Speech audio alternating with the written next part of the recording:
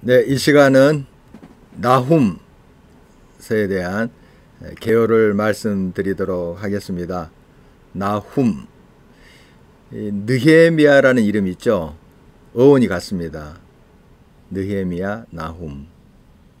예, 하나님이 이제 1호가 되신다 하는 그런 뜻인데요. 어떻든 이 나훔 선지자는 이제 에레미야, 그 다음에 스바냐 이런 선지자들과 거의 동시대의 사람으로 보여요.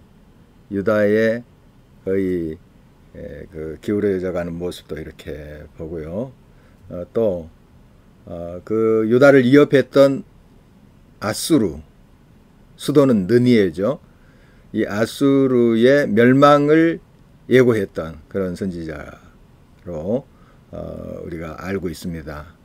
그래서 주로 이 느니에의 멸망, 아수르의 멸망을 선포했던 그런 선지자입니다. 결국 이제 아수르의 멸망은 하나님 백성들의 구원이 되겠고 위로가 되겠죠.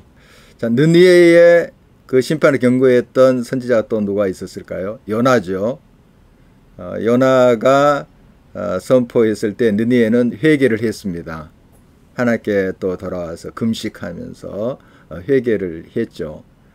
그래서 그들의 멸망이 이제 유보가 됐는데 그 요나의 예언 후 한 100년이 지났어요.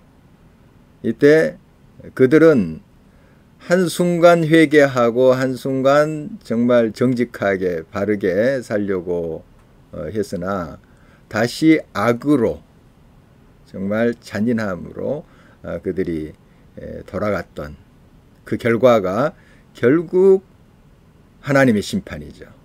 그 모습을 이제 나훔서에서 발견해 볼 수가 있습니다.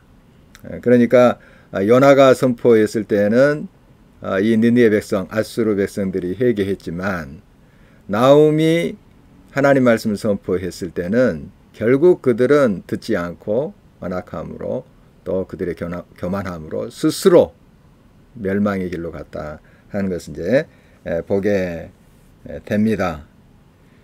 그래서 이 아수르의 멸망은 이제 크게 두 가지 원인이 있다고 봅니다. 물론 여러 가지 복합적인 것이 있겠지만 분석을 하면 먼저 잔인함입니다. 굉장히 잔인했습니다.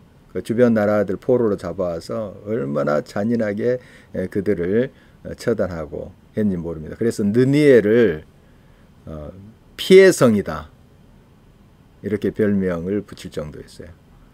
정말 엄청나게 잔인한 고문이 있었고 또 살해가 있었습니다.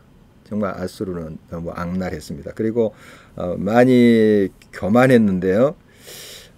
그 아수르는 약간 고지대에 형성된 그런 그 니느웨라는 수도를 가지고 있었습니다. 난공불락의 성이었대요. 물론 물을 이렇게 잘 대서 거기까지 끌어올라오게 해가지고 정말 풍족한 삶을 영위했던 그 도성이 니느웨인데요. 성벽의 높이가 자그마치 30m 정도 됐다 하고요. 이제 성벽 위로 길이 나 있잖아요. 쭉 만리장성 보면 이렇게 쭉 넓게 이렇게 길이 나 있듯이 마차가 6대가 나란히 지나갈 정도였대요. 그 정도로 아주 튼튼하게 성벽을 지었고요. 이제 성 주위로 해자라는 것이 있잖아요. 못을 파서 물을 이렇게 채워놓는 그 깊이가 18m나 됐대요. 그러니까 적군이 감히 접근을 하지 못할 정도로 그렇게 성을 견고하게 지어놨다고 해요. 이게 그들의 교만이었죠. 우리는 무너지지 않는다 하는 그런 이제 교만이고 하나님을 두려워하지 못한 그들의 교만 때문에 결국 그 교만이 그들을 무너뜨리는 겁니다. 잔인함과 교만, 크게 두 가지 이제 멸망의 원인을 살펴볼 수 있는데요. 바로 이 아수르가 북이스라엘 멸망시키죠. 주전 722년 멸망을 시킵니다. 뭐 승승장구하죠. 뭐 북이스라엘 뿐만이겠습니까? 주변 나라들을 막 정복해 가면서 위협하고 또 사람 잡아가고 그런 이제 나라가 이 아수르, 느니에가 수도죠. 이 아수르가 이제 남유다까지 삼키려고 하면서 얼마나 그 하나님의 백성들을 괴롭혔는지 그거 알 수 있습니다. 이제 나라가 많이 강성해졌어요. 그런데 나중에 이제 이